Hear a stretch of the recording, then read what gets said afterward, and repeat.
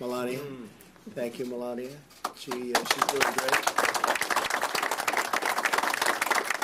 She went through a little rough patch, but she's doing great, and we're very proud of her. She's done a fantastic job as First Lady. The people love you. People of our country love you. So thank you, honey. But the reality is that, you know, this procedure or operation known as an embolization that can take several hours to do successfully.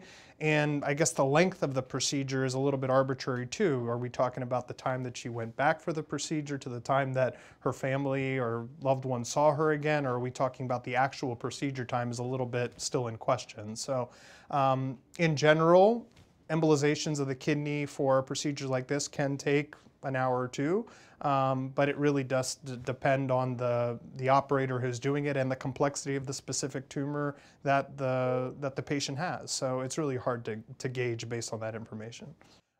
So an embolization procedure for a kidney lesion typically involves the puncture of an artery, typically the femoral artery in the leg, through which interventional radiology doctors will then introduce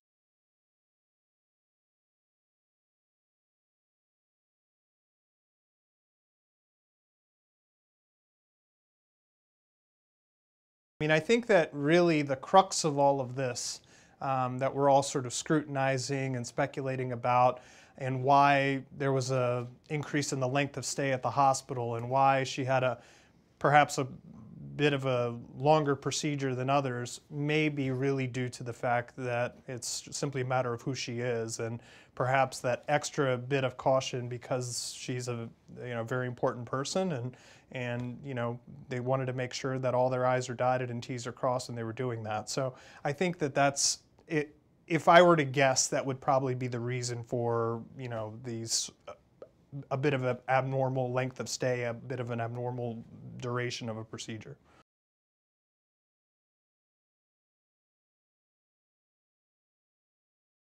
In general, I would say that they are a bit out of the ordinary. Most people who undergo an embolization procedure for a kidney abnormality would probably go home the day after the procedure, or perhaps even the same day, depending on what the situation is. Also, again, not being able to travel for 4 weeks may be a little bit abnormal too.